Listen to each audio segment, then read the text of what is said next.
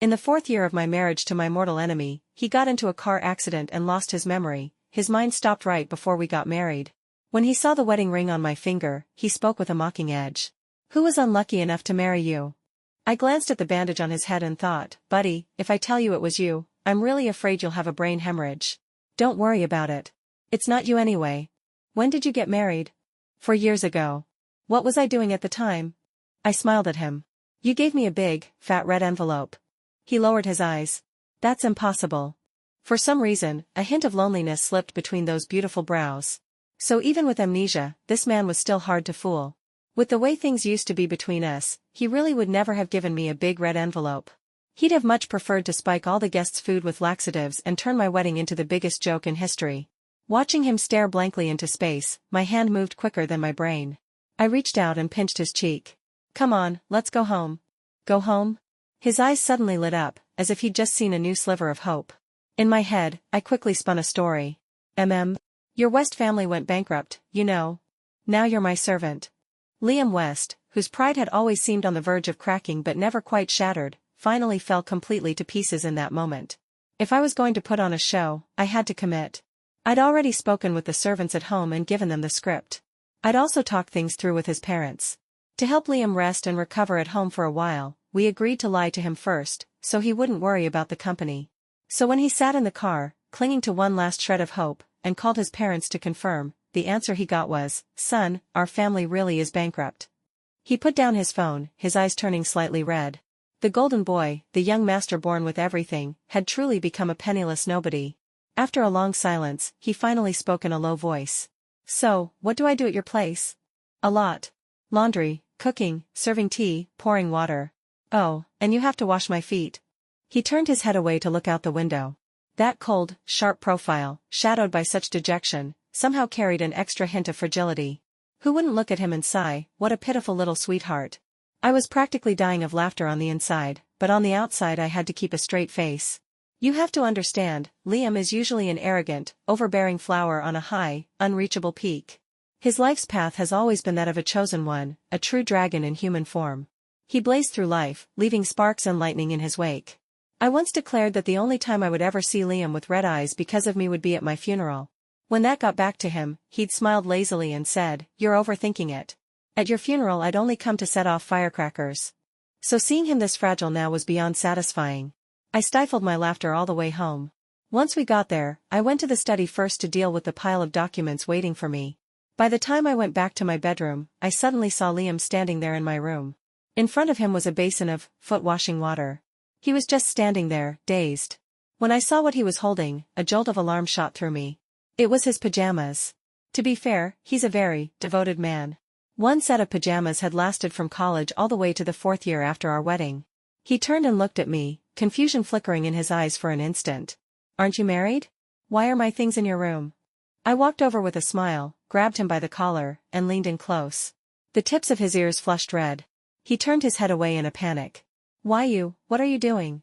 My fingertips drew lazy circles over his firm chest. After I got married, my husband was always overseas. You know how it is, late at night, it gets lonely. I need someone to help me take care of my physical needs. He froze at that, stunned. So, I'm your side piece? Or would plaything be more accurate? I opened my mouth, but before I could speak, I saw his eyes lower, the corners darkening with a shadowy gloom. "Being a plaything is fine too," he said quietly. Looking at him then, so dejected and so pitiful, I couldn't help wondering if I'd gone too far. Liam is such a proud man. He woke up from one sleep to find himself a servant, and on top of that he was now a side piece too. Was that blow a little too much? But in the next second, he yanked me into his arms. With a fierce, all-or-nothing resolve, his lips crashed onto mine. He stormed my defenses without the slightest mercy. He might have lost his memory, but he hadn't lost an ounce of skill in this department. He'd been in the hospital for half a month, and I hadn't had any action for half a month either. When he kissed me then, sparks flew, and in a daze we tumbled onto the bed. He was even more intense than usual, driving me to beg for mercy again and again. In the moonlight, his eyes churned with overwhelming desire and a greedy urge to devour me whole. He nipped at my earlobe, his voice edged with something almost vicious. "Do you like it?" "I do, just be gentler. Compared to your husband, who's better? Answer me." "Huh?" He bit my neck, his movements urgent and demanding, forcing an answer out of me. Dazed, I thought, it's not that I don't want to answer, but I honestly don't know how to answer that, man. Why is it him and not me? Just before I drifted off, I felt someone pull me tightly into their arms. And turning over and burrowing into his embrace had already become a kind of reflex for me. I rubbed my cheek against his chin and murmured softly, honey. The body I was holding slowly went rigid. When I woke up the next morning, I instinctively reached out to touch the person beside me. My hand met only cold emptiness. I snapped fully awake and got out of bed at once. Only when I saw the busy figure moving around the dining table downstairs did I finally relax. Habits really are terrifying things. When I sat down at the table, Liam stood off to the side with the other servants. I tugged him over. Sit down and eat. After working all night, aren't you hungry? Teasing him came as naturally to me as breathing. Looking a little awkward, he sat down. Halfway through the meal, he suddenly asked, troubled and hesitant, your husband, is he Oliver Tyler? I almost sprayed my milk everywhere. But I forced it down. Seeing how devastated he looked, like his soul had left his body, it was obvious Oliver had really left a heavy, indelible mark on his memory. Strictly speaking, Oliver was my first love. Back in college, Oliver was the upperclassman in charge of welcoming the new students. Unlike Liam. Liam had been the example all the adults used to compare me with since we were kids. The two of us once had a huge fight over who got to play the emperor when we were playing house, and from then on we forged an unbreakable grudge. Unfortunately, our life paths overlapped almost perfectly. Whenever I looked up or down, there he was. We had to compete over everything. I started learning piano, and his family immediately bought a Steinway. I took up oil painting, and he started learning sketching. I said I wanted to get into University A, he said he could get into University B. In the end, he showed up at the same university as me with an entrance exam score 30 points higher than mine. I said he was a lingering ghost that refused to move on. He said we were fated enemies who kept running into each other on a narrow road. Once we were on campus, our paths diverged. I was quickly swallowed by the surging crowd. When I turned back in my aimless wandering, Liam's height and looks made him stand out like a crane among chickens, dazzling in the sea of people. I opened my mouth, wanting to call out to him, but a girl with a flushed face rushed over first, shy and nervous as she asked for his WeChat. He lowered his eyes, the sunlight was just right, gilding his pupils with gold. The words froze in my throat. I turned back around, never knowing whether he gave her his WeChat or not. And that was exactly when I met Oliver. He gave me a gentle smile and asked, hey, freshman, what major are you in? Which class? He was a completely different kind of existence from Liam. I confessed to him after a club team building outing. We went to an amusement park, and I said, Senior, let's have an archery contest. They were giving out little plush toys as prizes for archery that day. I told him he definitely wouldn't win as many as I would. When night fell, a person's edges softened and grew more tolerant. The night breeze brushed through his hair, his smile was faint as he said, of course you'll win in the end. Because I'm giving you all of my prizes. I stared at him, stunned. I hadn't known there were people who would surrender that easily, just because I wanted to win. That night, I confessed, and he nodded. Oliver had been a very good boyfriend. He'd buy me breakfast, and he always brought a bouquet of my favorite flowers to each of our dates. Even when he was buried in his studies and spent every day in the lab, he would still find time to come out and prepare little surprises for me. If not for what happened later, maybe Liam and I would never have ended up together. Thinking of that, I couldn't help glancing at Liam's profile. My attitude must have looked like silent confirmation. Liam didn't wait for me to deny it. After a long pause, he murmured, got it. I was used to seeing him high-spirited, arrogant and untamed. Seeing him now like a bullied little spouse made my heart soften a bit. Actually, I know. I'm just the side piece. I have no right to say anything. He tilted his chin up stubbornly at a perfect 90 degrees, gaze gloomy on the ceiling. You had to hand it to Liam, his ability to adapt was truly first class. And once Oliver was mentioned, he really did come back from overseas within a week. He brought a team with him and joined a company that was partnering with mine. When I saw him at the office, he had completely shed the youthful greenness of his college days.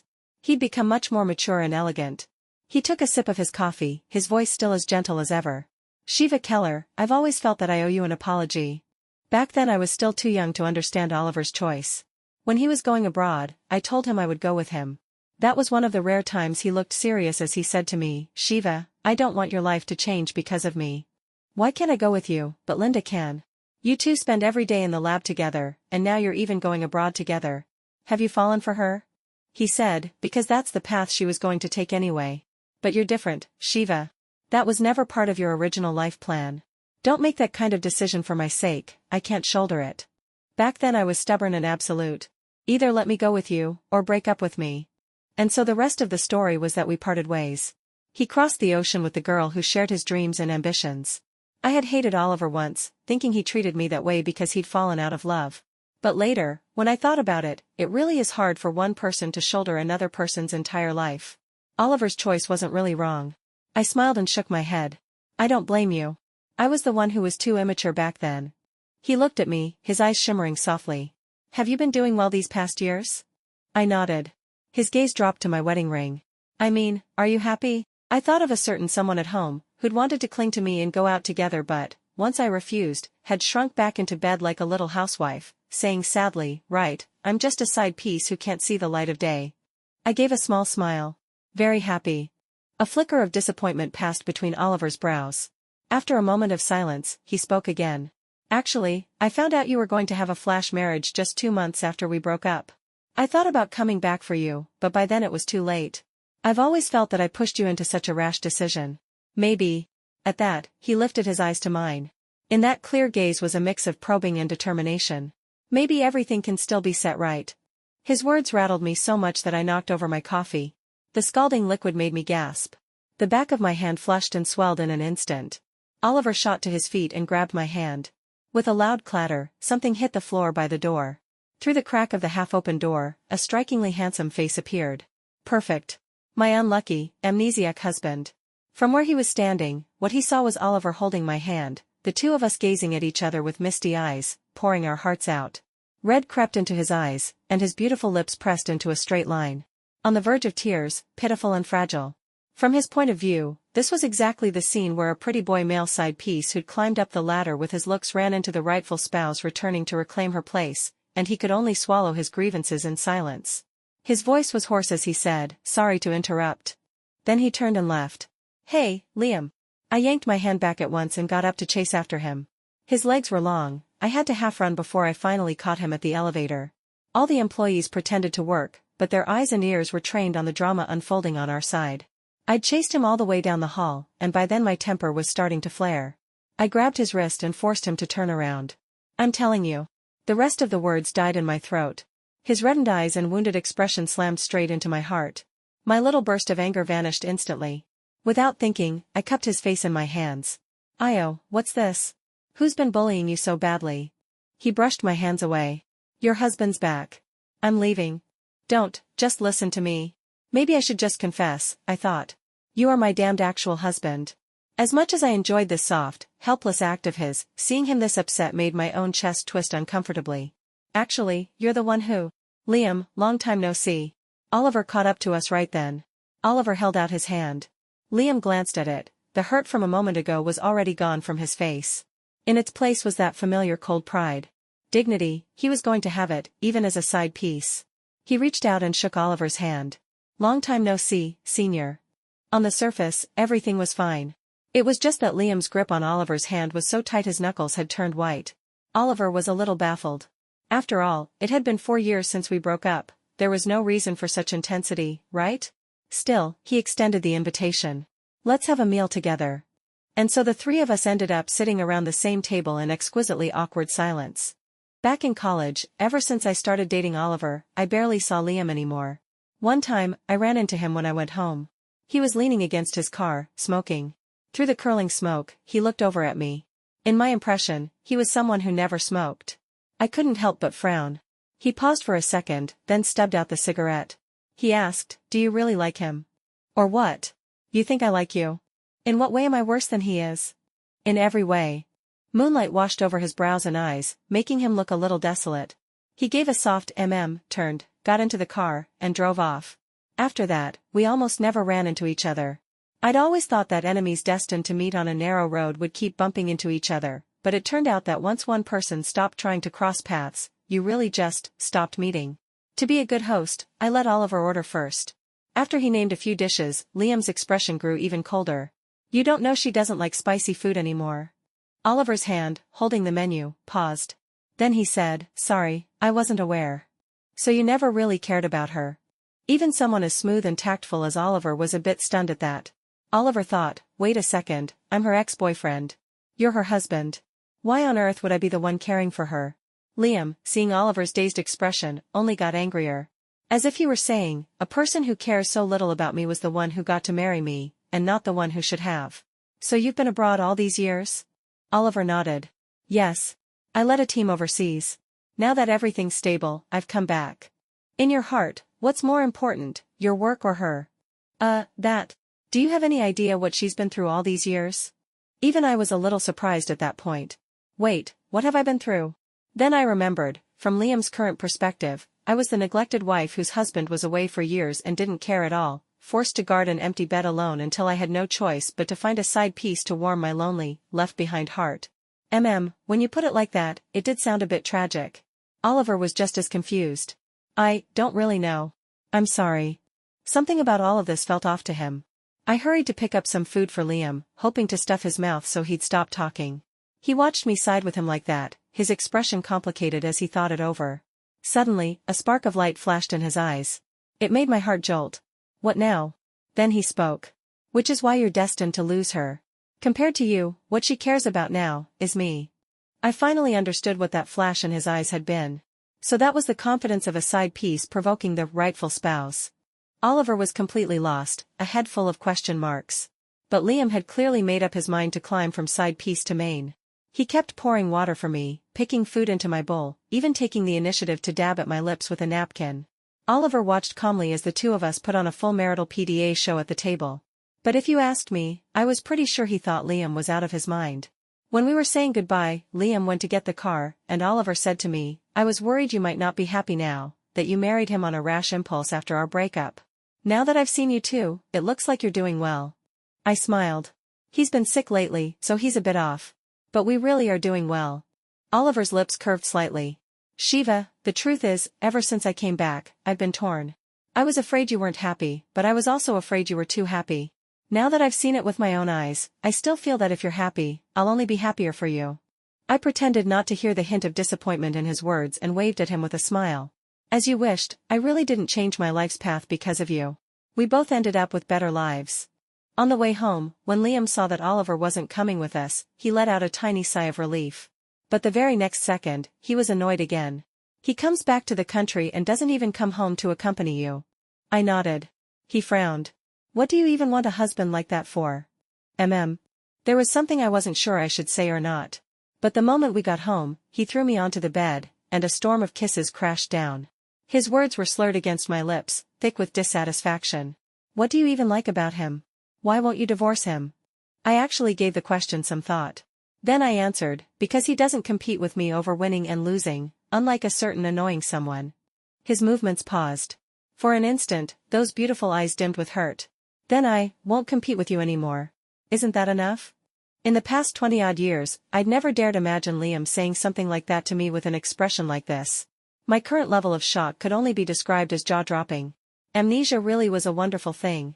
After he said it, he seemed a little embarrassed to meet my gaze. He bent down and kissed my ear, took my hand and guided it over his body. Is my body worse than his? Or am I not as good-looking as he is? Or is it that His hand guided mine lower, and my face flushed crimson. My legs had already wrapped themselves around his waist of their own accord. Male rivalry can be simple and straightforward sometimes. A few days later, I took him back to the hospital for another checkup. After examining him, the doctor said to me, the congestion in his brain is almost fully gone. Give it a few more days. Once the blood completely disperses, the amnesia should disappear. A faint sadness welled up in my chest. The soft, easily bullied Liam was about to vanish. I really couldn't bear it. He sensed my gaze and turned back to look at me. Why that face? Is my condition bad? I shook my head. It's good. It's just, you won't be able to be my side piece for much longer. You're about to go back to being my husband.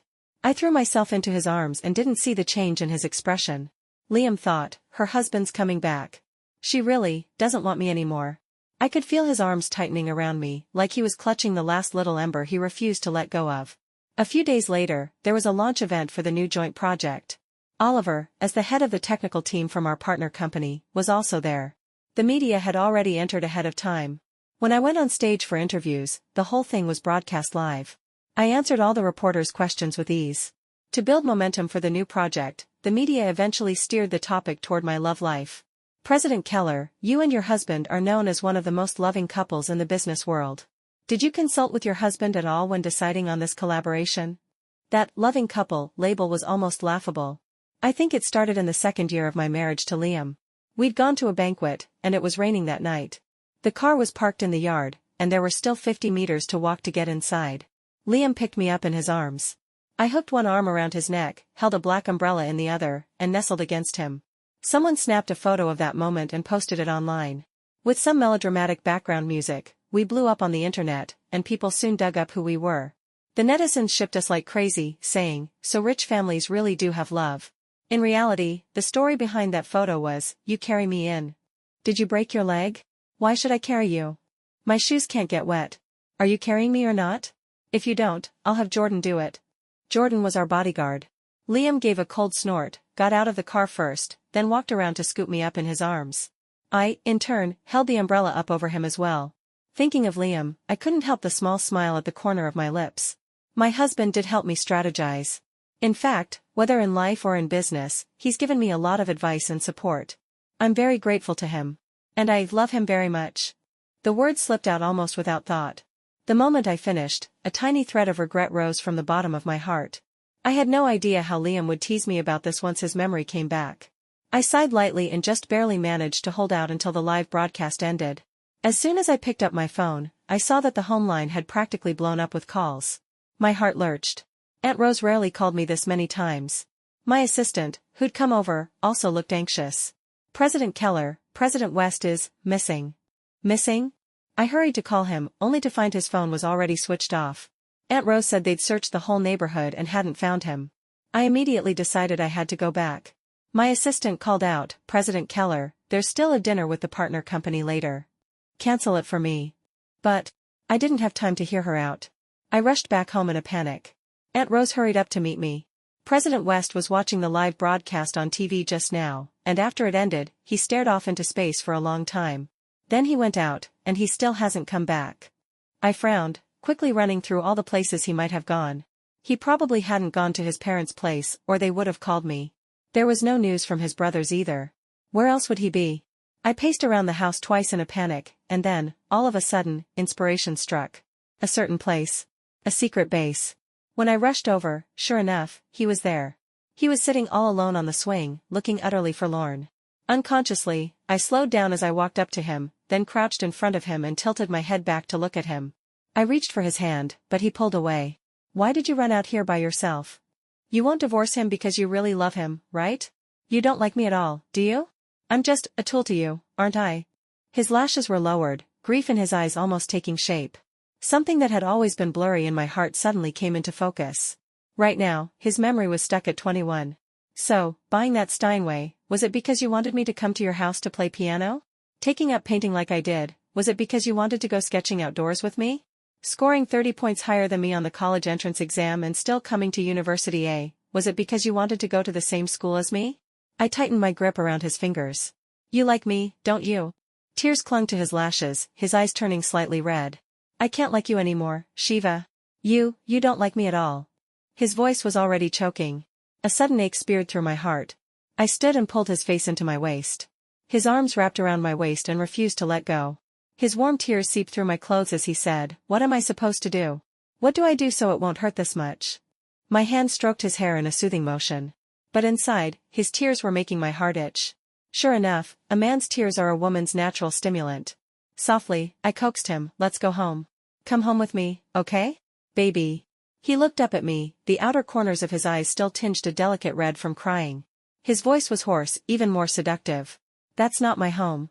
I bent down and kissed his lips, my fingertips gently rubbing his earlobe. "Then come get in the car with me. The car counts too." And so I lured him into the car, and thoroughly devoured him. Half in a fog, I felt someone pick me up and carry me home. This time, it really wasn't me asking for it.